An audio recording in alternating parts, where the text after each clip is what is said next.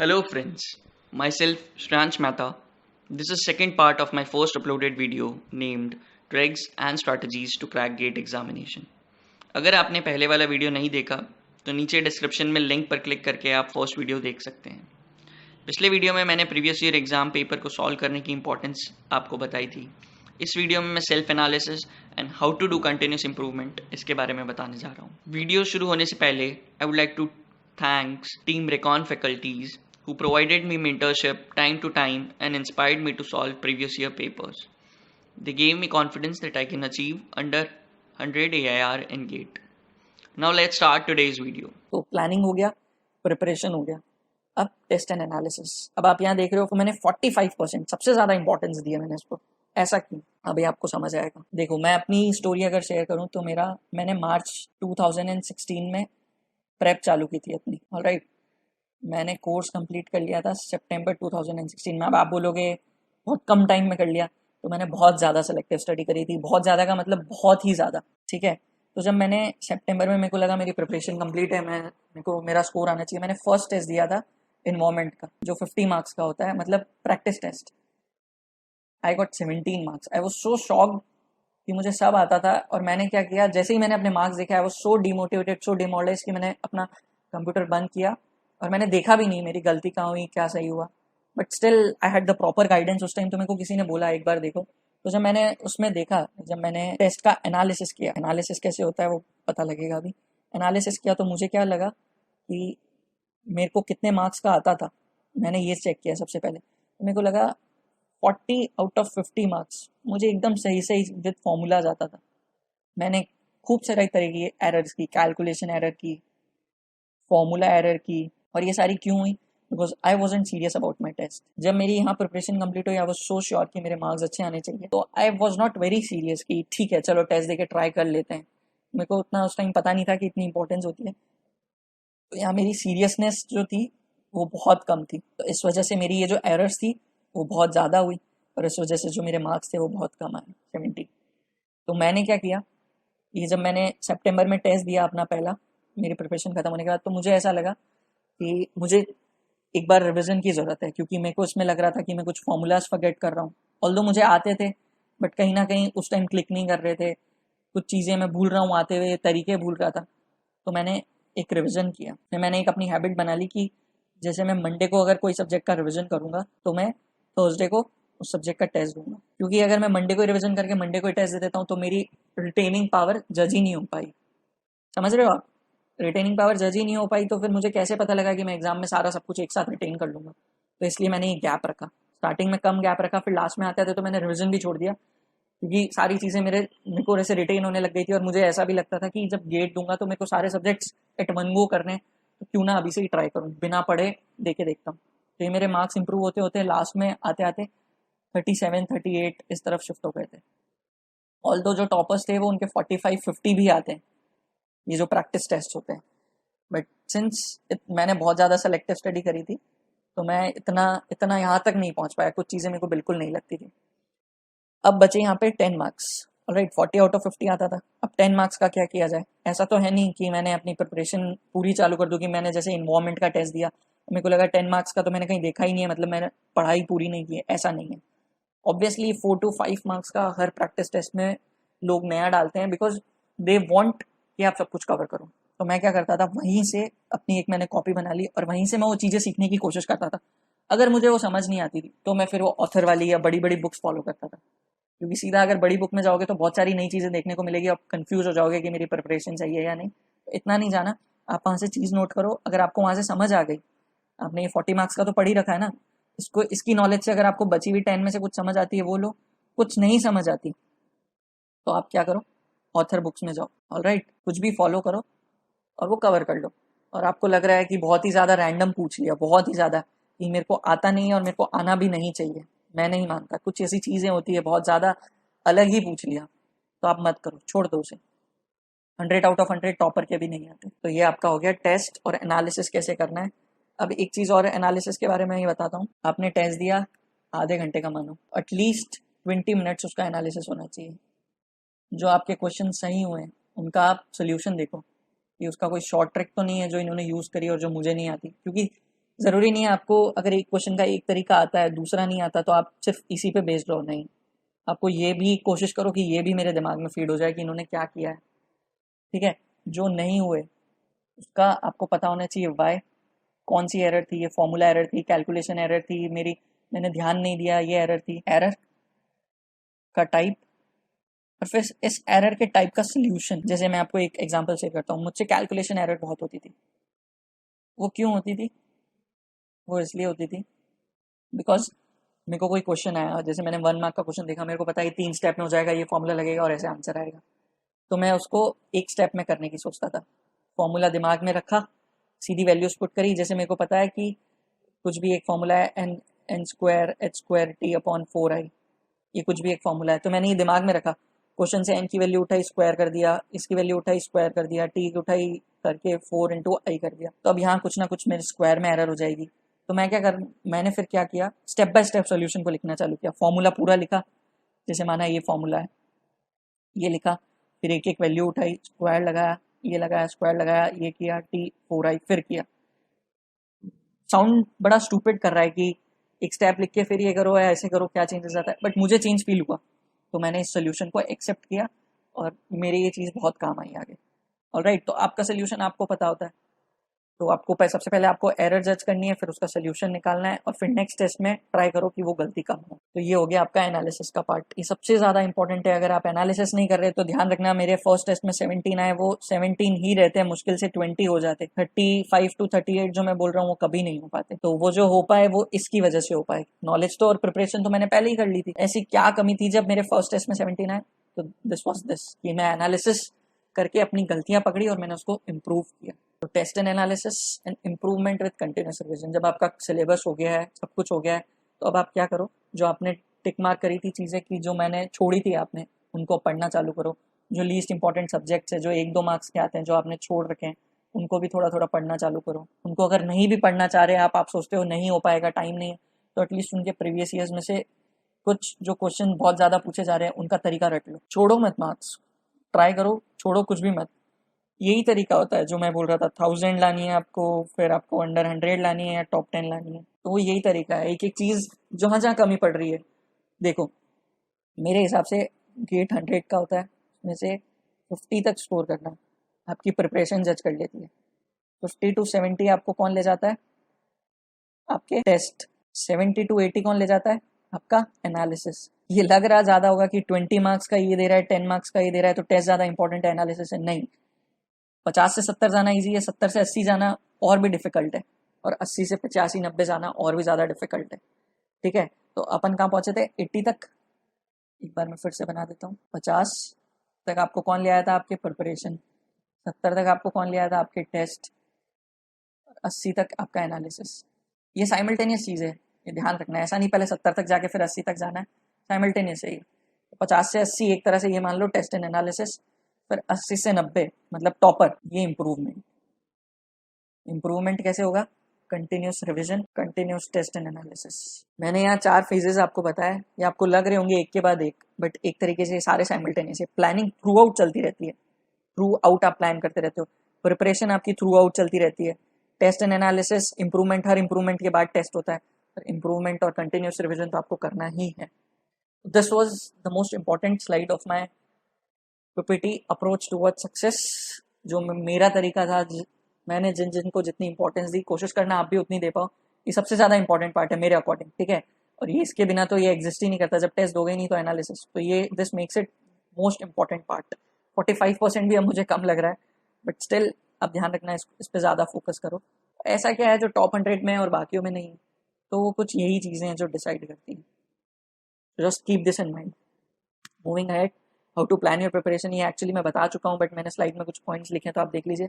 ये आपको समझ आ गया है। Prioritise your subjects on the basis of input output ratio, don't follow more than 1 hand out for a subject. ये कहने का मतलब है कि ज़्यादा 3-4 बुक्स एक सब्जेक्ट की फॉलो करने की ज़रूरत नहीं है, ठीक है। अगर आपको कोई एक स्पेसिफिक टॉपिक जो आपको लग रहा है कि मेरा वीक है पढ़ने के बाद भी एक से, तो ठीक है, आप दूसरे में सिर्फ वो स्पेसिफिक टॉपिक पढ़ने चले गए।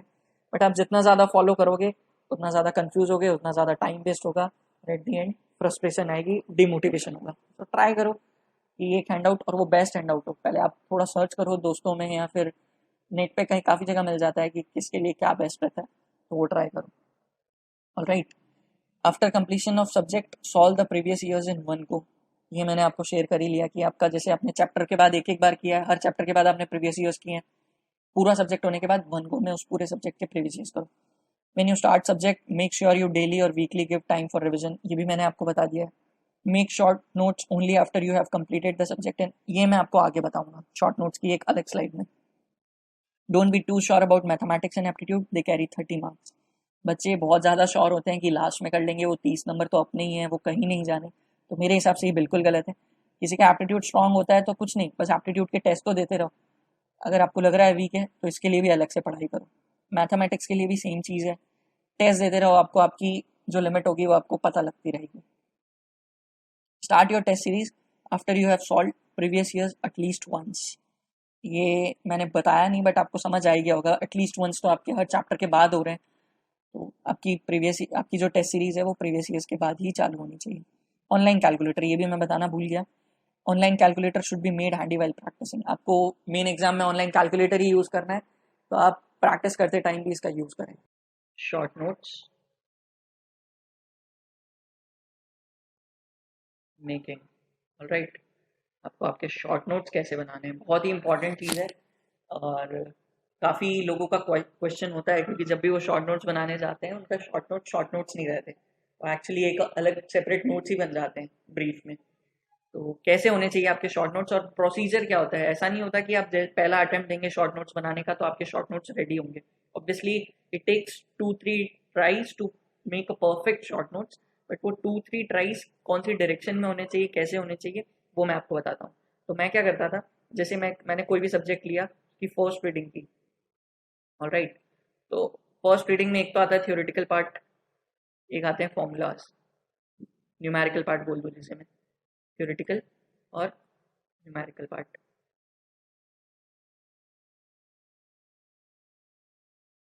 ठीक है, तो उसके मैं एक नोट्स बनाता था सेपरेट। जैसे आप कोई भी वीडियो ऑनलाइन देख रहे हैं तो आपके एक प्रॉपर नोट्स तो होने ही चाहिए, आप डायरेक्ट शॉर्ट नोट्स पे नहीं जाओ।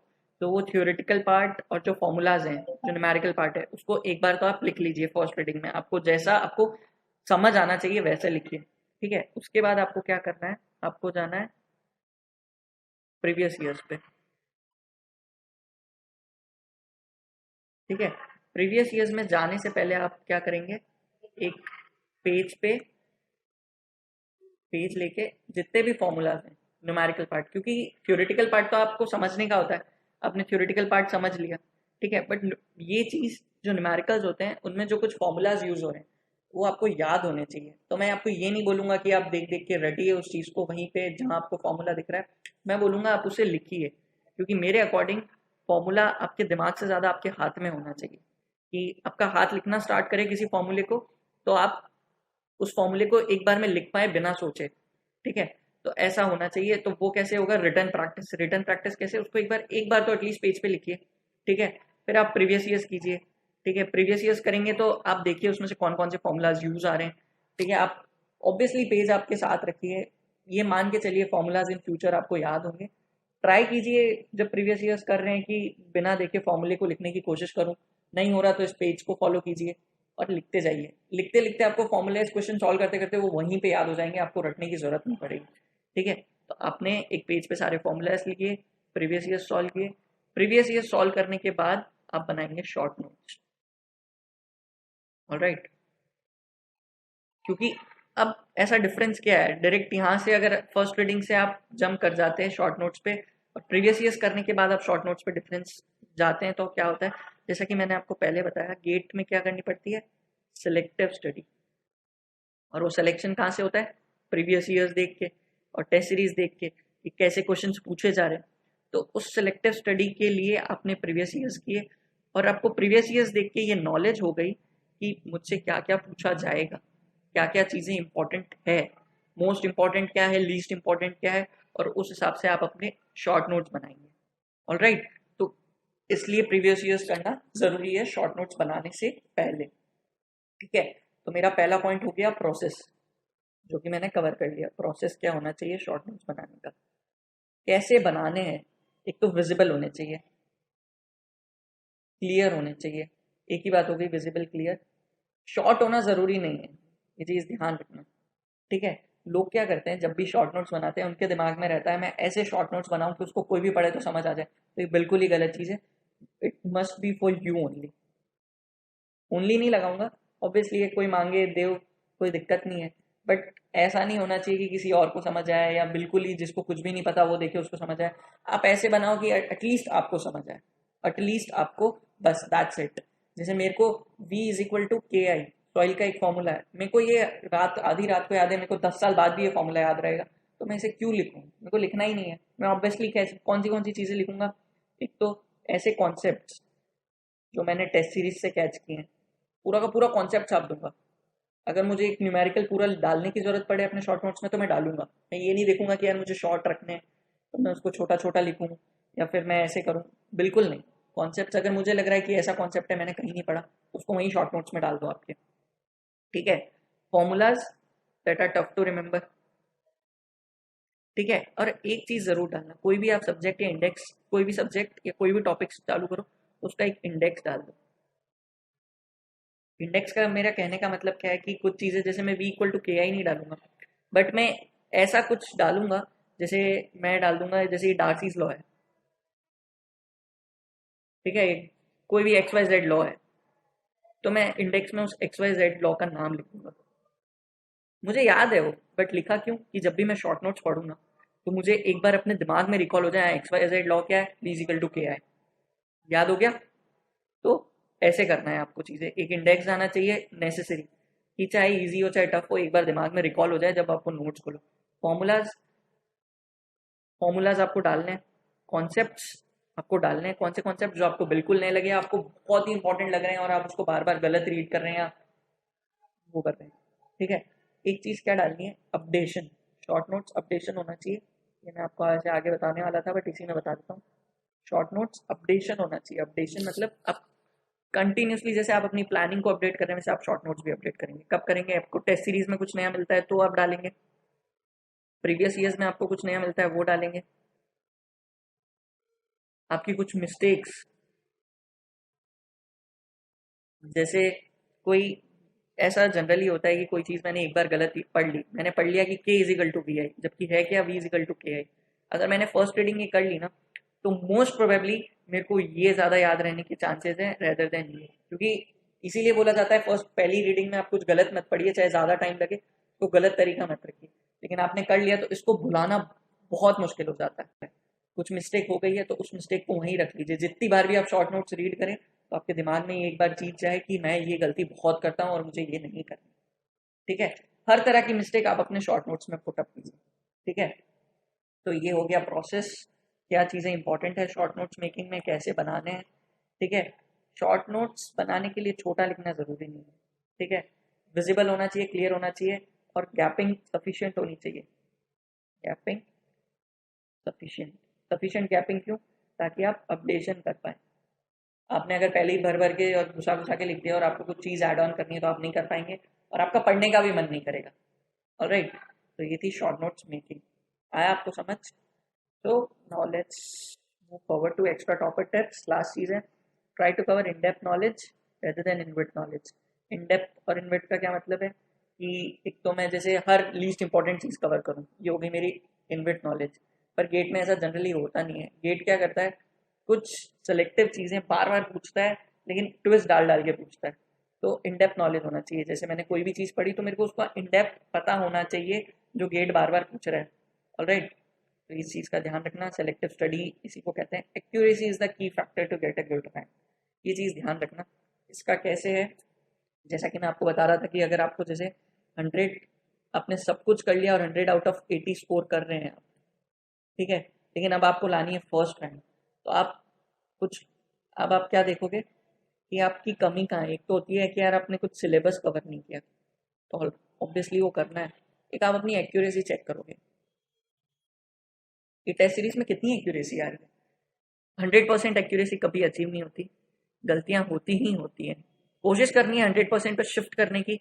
99 95% भी आप कर लेते हैं तो बहुत है, एक दो क्वेश्चन गलत होंगे ही होंगे। ये मेरा एक्सपीरियंस है, मैंने 3 साल गेट दिया है और मैं हर बार कुछ ना कुछ पेपर से बाहर निकल के रिग्रेट करता हूँ चीज़ें कि यार ये चीज़ मेरे को आती थी, ये मिस्टेक मैंने पहले भी की है, फिर मैं वापस कैसे कर सकता हूँ, होती है। लेकिन उसको मैंने ज़्यादा से ज़्यादा इम्प्रूव करने की कोशिश की, तो आपको भी वही करना है। ऑलराइट, इम्प्रूव करना है। अगर आपको लग रहा है कि यार मेरे को जितना आता है उतना मैं ढंग से कर लेता हूँ, एक्यूरेसी मेरी ज़्यादा सही है, एक दो न मार्क्स के ही गलत कर रहा हूँ बट मैं छोड़ ज़्यादा रहा हूँ, तो फिर सिलेबस कवर कीजिए। राइट, तो accuracy is the key factor to get a good rank. ये मोस्टली बच्चों के साथ होता है। 80%, जैसे अगर 1.5 लाख बच्चे अपियर कर रहे हैं तो 5 to 10,000 का कोर्स कंप्लीट होता है उनमें से, ठीक है, रट रट के जैसे तैसे वो कर लेते हैं। बट स्टिल सब 5,000 लोग टॉप 100 में थोड़ी आते हैं। टॉप 100 में तो सिर्फ 100 बच्चे आते हैं ना, तो 100 बच्चे में क्या ऐसा होता है, एक्यूरेसी, टेस्ट सीरीज, प्रैक्टिस उनकी इतनी हो रखी होती है कि वो एक्यूरेट होते हैं, कि वो जो कर रहे हैं वो अच्छे से कर रहे हैं। Alright, for new type of questions in test series always try general logic. GATE में ऐसा जनरली होता है कि जैसे आपने कोई भी एक टॉपिक पढ़ा है, सॉइल मैकेनिक्स का कोई भी एक टॉपिक ले लो, आप फाउंडेशन ले लो, ठीक है, आपने पढ़ रखा है, लेकिन आपने एक गेट में ऐसा क्वेश्चन आया है जो आपने कभी कर नहीं रखा, तो वो मोस्ट प्रोबेबली आपके जनरल लॉजिक से होगा। जनरल लॉजिक मतलब ये नहीं कि एप्टीट्यूड, जनरल लॉजिक मतलब आपने फाउंडेशन का जितना पढ़ रखा है ना, उसी की नॉलेज से वो क्वेश्चन करने की ट्राई कीजिए, वहीं पे टेस्ट सीरीज में कीजिए, ताकि वहाँ पे आप जनरल लॉजिक यूज करने की आपको हिम्मत आए। अगर आप डायरेक्टली एग्जाम में कोशिश करेंगे यार चलो तुक्का लगाता हूँ, तो आपको बहुत सेल्फ डाउट होगा कि सही हो रहा है या नहीं हो रहा है, ठीक है। तो ट्राई कीजिए टेस्ट सीरीज में कि आप जनरल लॉजिक से वो क्वेश्चन करें, रैदर देन कि मैं छोड़ूँ और मैं देख के सीख लूँ। एक बार लास्ट में उसको सबसे पहले नहीं ट्राई करना, इसको पहले क्या करना है, नए क्वेश्चन को मार्क फॉर रिव्यू करना है। मार्क फॉर रिव्यू करने के बाद अगर आपके पास टाइम मिल रहा है तो ट्राई कीजिए। और देखो क्वेश्चन की जैसे कि मैंने बताया कैसे आते हैं, एनएटी आता है और एमसीक्यू आता है। एमसीक्यू में इतने भी जनरल लॉजिक फॉलो नहीं करने की, करना ही करना है क्वेश्चन। अगर आपको लग रहा है कि हाँ यार मैंने लॉजिक सही किया है तो ठीक है, और आपका आंसर भी आ रहा है तो ट्राई कर लीजिए। एनएटी तो आपको करना ही करना है, तो ऑब्वियसली लास्ट में आके जनरल लॉजिक से कुछ ना कुछ आंसर फिट करिए ही करिए, ठीक है। Analysis and improvement after every test makes you the topper. ये मैंने पहले भी बताया कि एनालिसिस करना बहुत ज़रूरी है। एनालिसिस के बाद जो मिस्टेक्स आ रही है उनको इम्प्रोवाइज करना बहुत ज़्यादा ज़रूरी है, कैसे आप इम्प्रूव कर रहे हैं। Be serious about every single test. आपको हर टेस्ट के लिए सीरियस रहना है। कोई भी टेस्ट आप अपना मजाक में मत दीजिए, उसका एनालिसिस करिए ही करिए। जैसे जनरली ऐसा होता है जब बच्चा टेस्ट देना स्टार्ट करता है तो फर्स्ट टेस्ट से कभी वो गुड स्कोर नहीं करता। ऐसा नहीं है 50 में से 40-45 आपके स्टार्टिंग में आना चालू हो जाएंगे सेगमेंट वाले टेस्टों में। ऑब्वियसली पहले 17-20-25 इससे स्टार्ट होगा, तो आप अपनी गलतियां चेक कीजिए। सबसे पहले आपके पास बहुत सारी चीज़ें होंगी, बहुत सारी गलतियां आप पकड़ोगे, तो इम्प्रोवाइज करते रहिए। लास्ट में आते आते आपकी गलतियां कम हो जाएगी, तो आपको पता लग जाएगा कि किन चीज़ों पे काम करना है। स्टार्टिंग में आपके पास बहुत सारी चीज़ें होगी वर्क करने के लिए, तो उन सबको आपको देखना है।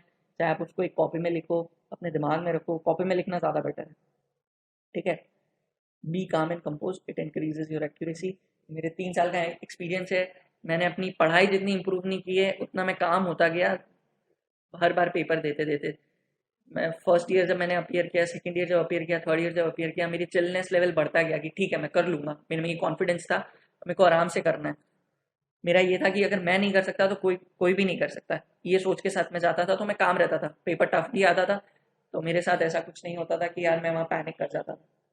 तो दिस इज़ वेरी इंपॉर्टेंट। मैंने ये मेंशन किया है, बेसिक चीज़ है बट मैंने मेंशन की है तो इंपॉर्टेंट है, ध्यान रखना। ऑलराइट, तो मेरे ख्याल से मैंने ब्रीफ में कवर सब कुछ कर लिया है कि आपको क्या करना है क्या नहीं करना। Good luck from my side, I hope आपको समझ आया। Thank you very much, friends, and keep enjoy your engineering.